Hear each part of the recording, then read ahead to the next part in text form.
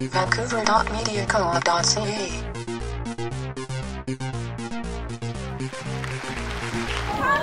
So I want to talk to everybody out there today who has made the time to come down on this beautiful day to celebrate Earth Day, and I wanted to speak to all of you about the value of action and how often we've heard so many things about the problems in the world today, and the Earth is facing huge challenges, and even though it's beautiful and celebratory here, there are things happening all over our province and the world that are damaging and destructive and hugely violent against all the things that we love. And we didn't choose for those things to happen, and we didn't even necessarily support the people who made those decisions.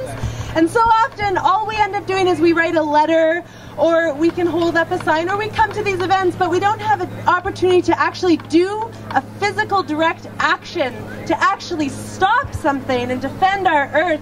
And so today, in about an hour and a half from now, that is going to start happening in real time, totally accessible by bus from this place, and you all, everybody here, can participate in it and could actually support, witness, or participate in actions to stop the South Fraser Perimeter Highway from ripping up neighborhoods, schools, the river, Burns Bog, and all of the beautiful treasures that are in that area.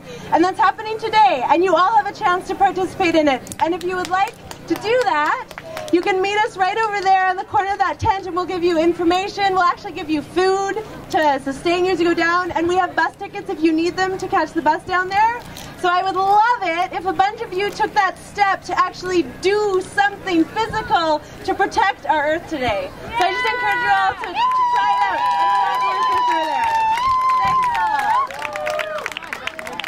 all. Yeah, so we're going to be traveling together in groups on transit, so I think that'll be a really great start for our solidarity movement. It's going to be a creative resistance. Like Jody said, we've got bus tickets, we've got granola bars and fruit and sandwiches for you all.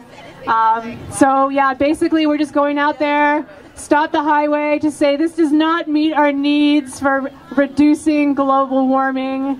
We are taking action today, all of us. So we also have phone numbers for the info line on site. So either you can check the news if you want to find out what's happening, or you can call that line. We're going to be occupying this site for as long as we can. So hope to see you there. Thanks. All right, stop the pave. Woo! All right, everybody. Nice signs, dude. Yep.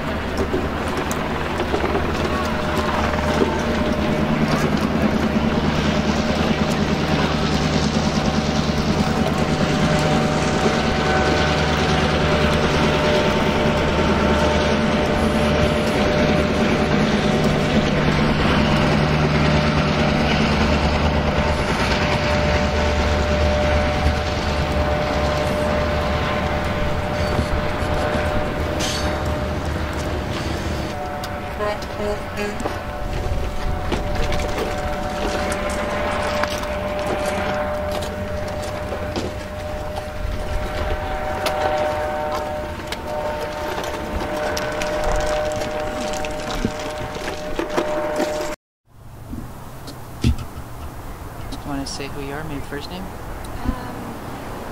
Yeah, my name's Rebecca, and I grew up in this area. Yeah. I just don't understand what it's going to take for people to understand the health of our environment determines the health of us and our communities, and everything that the land gives us. It has to be a reciprocal relationship and not in balance. I just see such a wide gap between the people that understand that and the people that just continue to take for their own gains. I guess I'm contemplating how to bridge that gap and how to make people realize that if we don't live in balance, we don't win.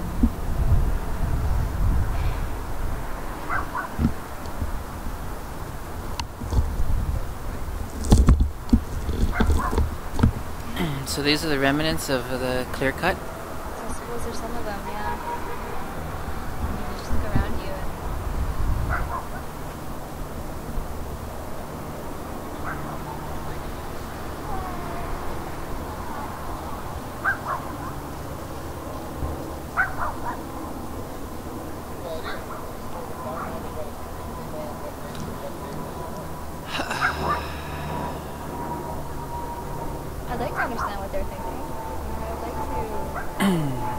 like to understand what people who live here, who do support this, I just can't understand where they're coming from. I can't.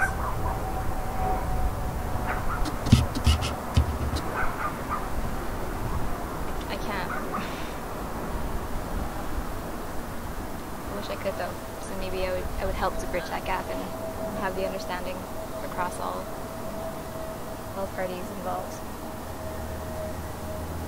Short-sighted, I suppose, versus long-sighted.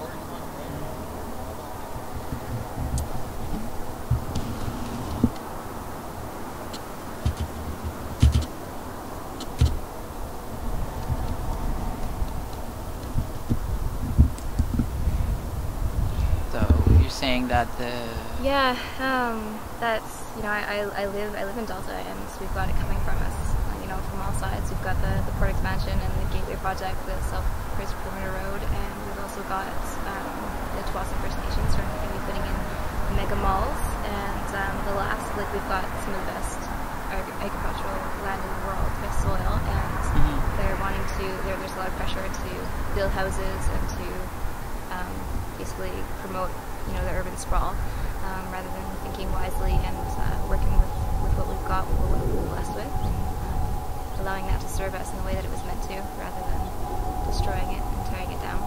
And it's really frustrating, I've been, I guess just my anger has caused me to be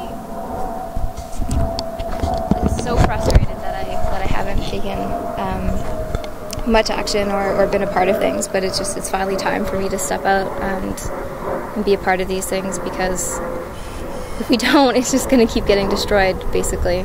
And I really appreciate the people that have been doing this for years and years, like 50 years, people have been working to protect this area, and if they haven't been, who knows? Like the agricultural land reserve. Exactly.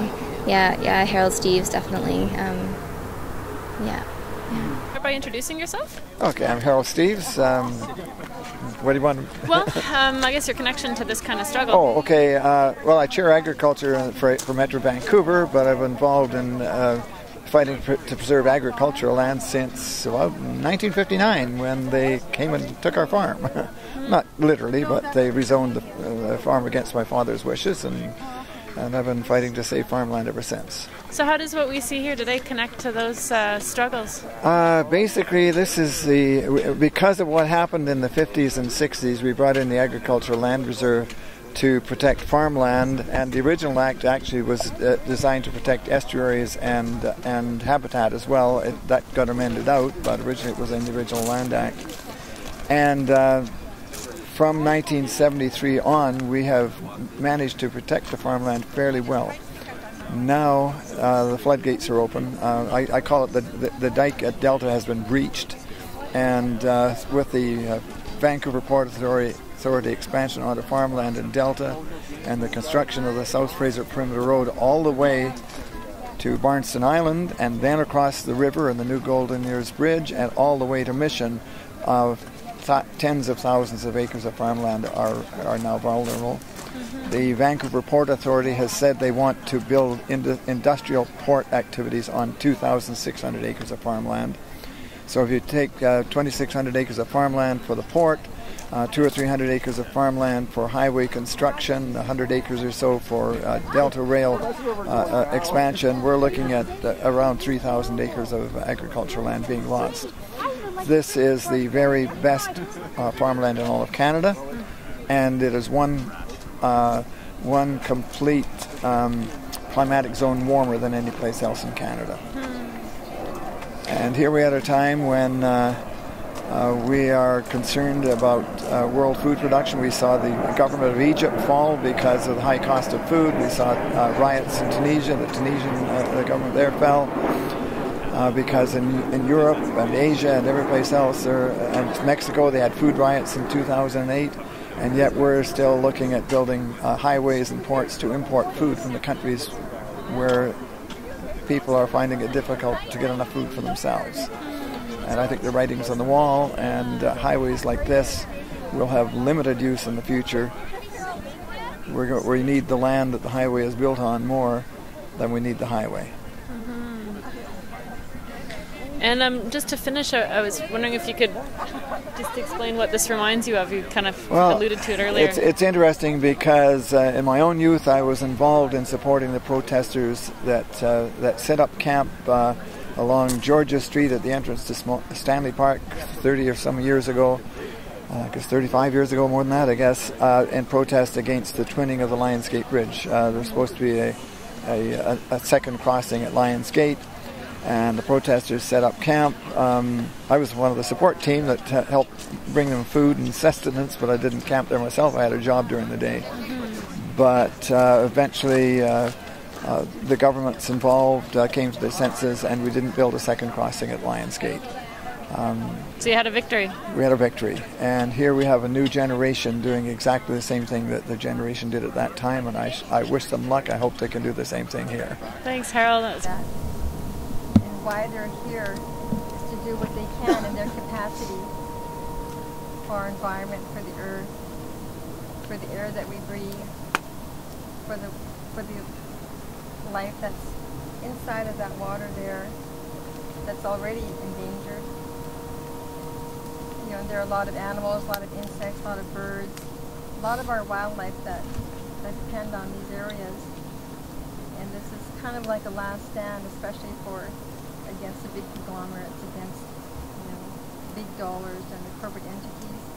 So with that, I want to thank the Creator for these people, these human beings that are putting their lives on the line, their names on the line, because they care so much. I want to thank the Creator for the air that we breathe, for all of the life givers, the four-legged, those that walk in the sky, those that fly in the sky, that walk the earth, that are underneath the earth. I want to ask you to watch over them and not give them strength, but give them the guidance that they need. Because asking for strength means that more challenges are put in front of you. So I want to ask the Creator to give them the good guidance in their words and what they say and what they do. And also to protect them. To protect them when it's time to go home. Protect them in the evening while they're here. We ask you for that protection. And to give them the heart to know that everything is going to be okay. That what they're doing is the right thing. And I want to thank you for that. I trust them. Stand up for themselves, that we do have a voice. I thank the Creator that I found my voice.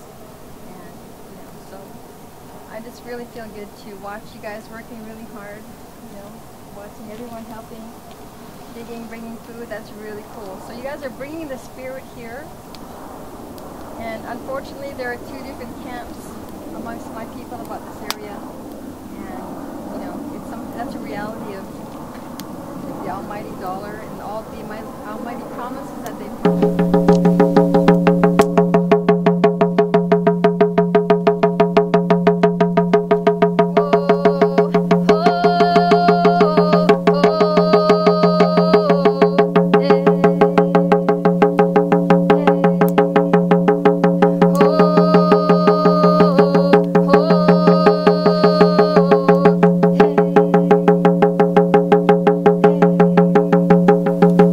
oh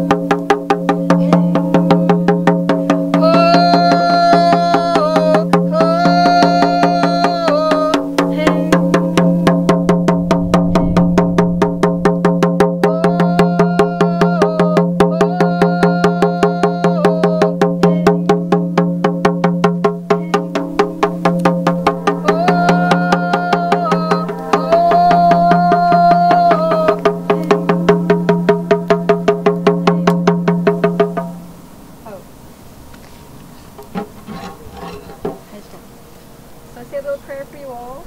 And I bless the rock. I'll be your talking rock whenever you need it.